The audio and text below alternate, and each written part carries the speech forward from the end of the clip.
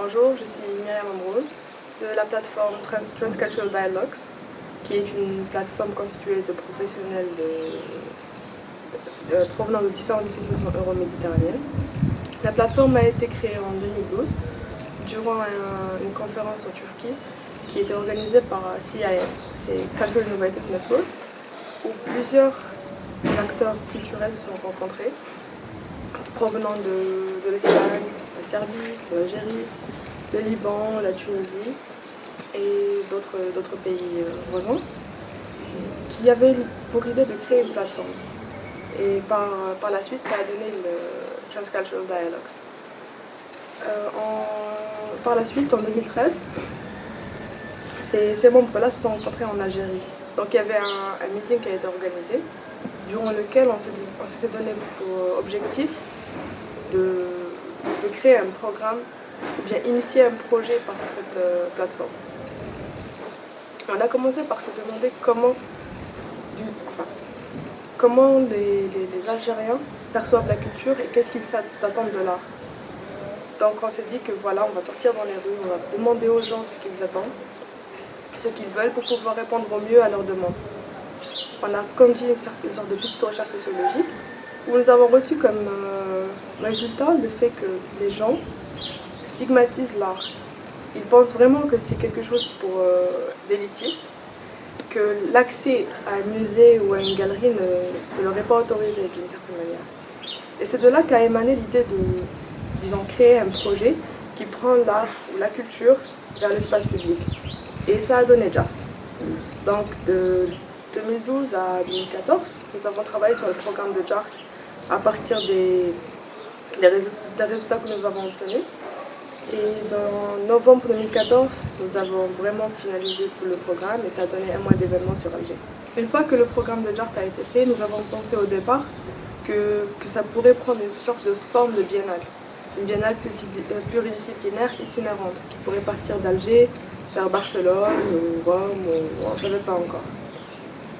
Donc c'était comme un concept laboratoire, le fait de créer JART. On a pris plusieurs activités, par exemple on a essayé de réaménager la place Ben Boleid, qui est une place publique qui se trouve dans l'un des quartiers les plus populaires d'Alger. On a aussi fait une résidence de graffiti qui à la fin nous a donné un résultat magnifique.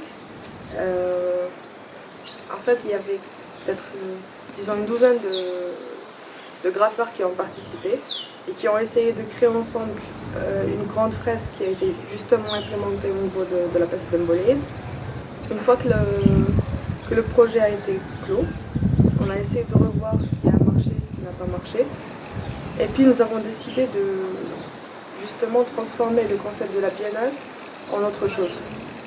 Justement, par rapport à ça, il y avait une activité relative au bâtiment abandonné qui devait y figurer tout au début. On voulait prendre un bâtiment et le rénover totalement. On voulait faire participer les gens, une cinquantaine de personnes, en leur faisant faire un tour de bus sur un parcours de 5 bâtiments abandonnés sur Alger, avec un guide qui leur expliquerait ce que ce bâtiment a été auparavant, ce qu'il est devenu et l'état transitoire, comment tout ça s'est passé. Par rapport au projet sur les bâtiments abandonnés, l'idée émane de plusieurs besoins en fait. Plusieurs besoins et puis elle est aussi reliée au contexte local. Parce que durant les années 70, disons qu'Alger était vraiment une zone industrielle avec beaucoup d'hangars, beaucoup d'usines qui par la suite ont été désaffectées avec le changement de régime économique. Et depuis 2-3 décennies, certains bâtiments ne sont toujours pas réhabilités ou utilisés. Donc il y a à peu près, disons, des centaines de hangars désaffectés qui attendent juste d'être utilisés. Et c'est de là que, avec le besoin d'espace qu'il y a sur Alger, parce qu'en fait on a plusieurs galeries, quelques musées, dans le musée d'art moderne d'Alger, mais il n'y a pas vraiment d'espace qui permet aux artistes de travailler, de produire. En fait, pas que les artistes, des photographes, des cinéastes ou autres. de produire leur travail, ou bien un lieu qui puisse servir de lieu complètement transversal, où chaque personne pourrait y avoir accès sans forcément être artiste ou travailler dans l'art. Donc nous avons pensé à créer cet espace pour répondre d'une part à ce besoin qui existe déjà, et d'autre part pour permettre à des projets culturels de pouvoir continuer à vivre. Parce qu'après JART, on a vu que plusieurs collectifs ont été créés, des collectifs d'artistes ou autres.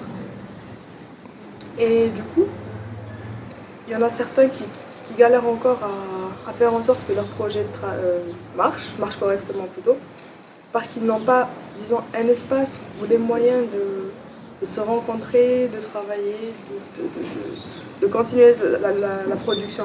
Du coup, une grande partie de leur énergie se dissipe dans l'effort de recherche d'espace et de fonds.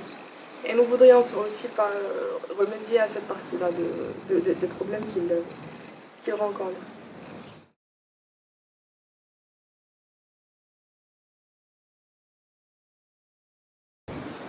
En fait, après avoir été à Marrakech pour l'invitation de Cao, que je remercie d'ailleurs, j'ai eu l'occasion de, disons, observer en quelque sorte le management culturel, ou bien tout ce qui est relatif à la culture et l'art à Marrakech, et pouvoir en quelque sorte et j'ai pu en quelque sorte les comparer à la situation en Algérie et en Tunisie. Par exemple, en Tunisie, il y a beaucoup d'espaces qui prennent plus la forme de café et qui sont vraiment envahis par les jeunes qui discutent là-bas, qui se rencontrent régulièrement. Ils ont aussi d'autre part des cinémas, des théâtres ou beaucoup de librairies qui fournissent cet espace de discussion, de réflexion et de rencontre. En Algérie, le contexte est plutôt différent. On a des galeries ou bien quelques espaces privés qui organisent des rencontres ou des expositions d'une manière assez régulière. Mais le problème, c'est qu'on retrouve toujours les mêmes personnes qui y vont. Il n'y a pas assez de diversité et ce nombre d'espaces est assez limité. Les cinémas sont encore en quelque sorte désertés, car ils ont été rénovés durant les 2 dernières années et commencent à réouvrir leurs portes. Donc il n'y a pas encore cette attraction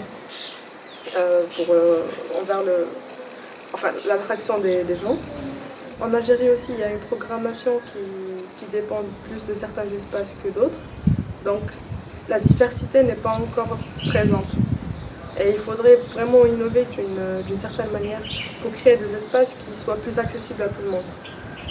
J'ai eu l'occasion de visiter Cache Collective, qui offre déjà une exposition, un espace, un café, que j'ai trouvé vraiment intéressant, avec une programmation plus ou moins régulière. Mais il faut savoir que cet espace, d'après ce que j'ai pu savoir, c'est un espace éphémère. Donc ce serait plus intéressant de garder ou bien de continuer à développer des espaces de la sorte. Et puis il y a le 18 qui m'a vraiment impressionnée de par sa programmation, sa manière de gestion et disons l'esprit de famille et de partage qu'il a réussi à créer. Et pour moi, par ma perception des choses, je pense que le modèle à adopter, c'est plus un modèle qui ressemble au 18. Car c'est vraiment une relation d'humain à humain qui relie la pensée, la vision des choses, le partage, l'art, la réflexion, et en un seul endroit. Et je pense que je vais garder un très bon souvenir de cet espace qui peut-être va nous inspirer pour le modèle de management du projet chimérique qu'on est en train de créer.